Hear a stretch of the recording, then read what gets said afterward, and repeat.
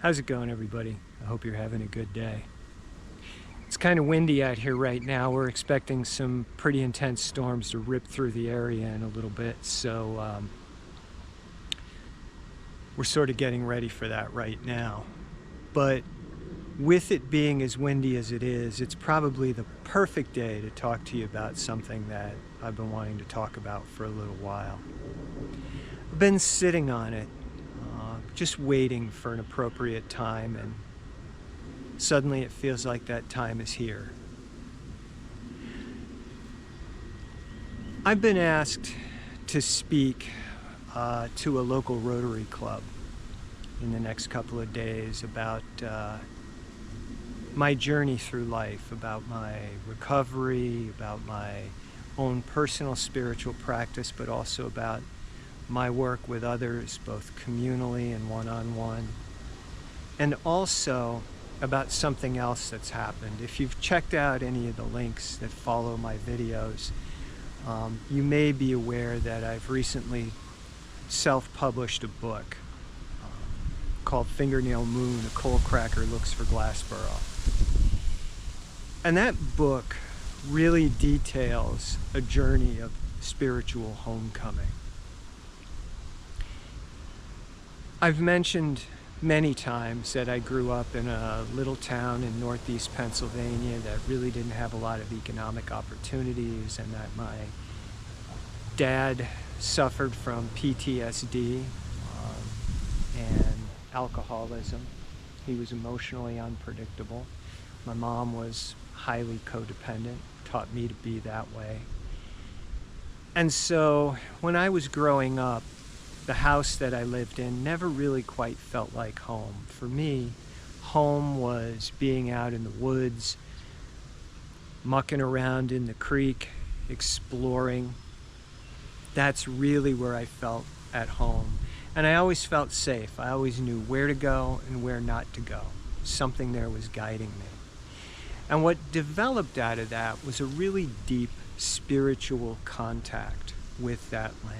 Or I should say, a really deep relationship with the spirit of that land.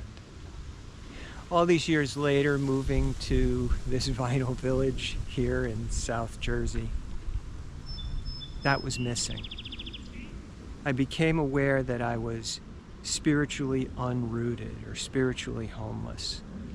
So I made the decision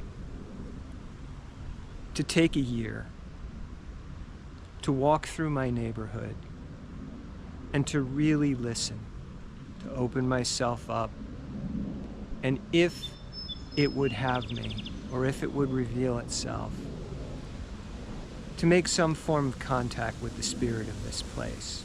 And so that book chronicles that year of evening walks in a poetic form. And there's a common thread that runs through all of this. And that thread is healing. That thread is recovery. But also, it's about being rooted in the place where you are now. Looking back, seeing how far you've come, recognizing the changes in your life, getting rid of the things that don't serve you. Looking forward and trying to find some way to walk this work into the world in a good way. But always being rooted where you are now, standing firm in that. One of the things that we talk about, my teacher and I, and our groups that gather, and myself, is the idea of putting something on the wind. Putting our prayers on the wind, putting our intentions on the wind, and when we speak them in a good way and they take flight, there's always the chance that they'll find fertile ground and grow. And we use as an example of that the dandelion. Plants like the dandelion or the milkweed,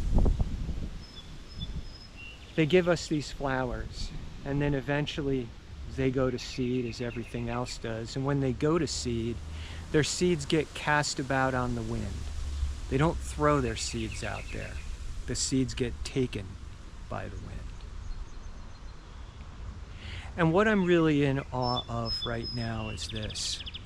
I feel as though I'm on the verge of something. I don't want to name it.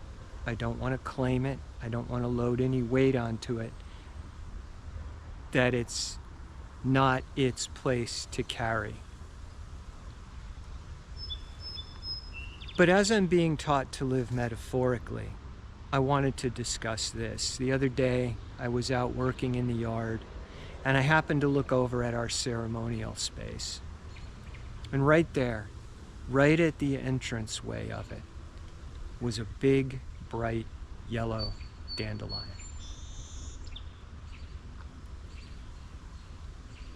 There are some changes coming in our group. People are leaving. And when people leave, they take what they've received and they carry that out into the world.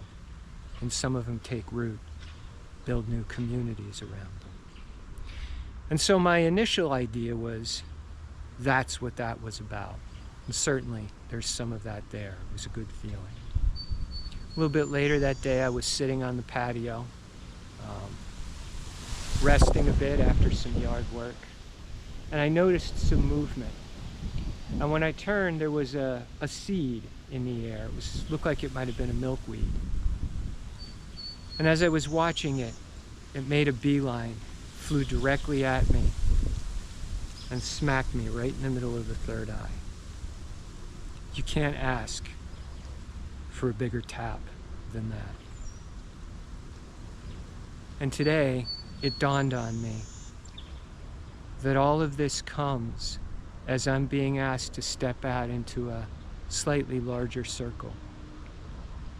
One of the things that we talk about in our groups is the idea of taking the healing that you've had, that you've received, and carrying it out into the world in all of our affairs, in all of our activities, but also just being present in it, allowing it to spread, allowing it to grow.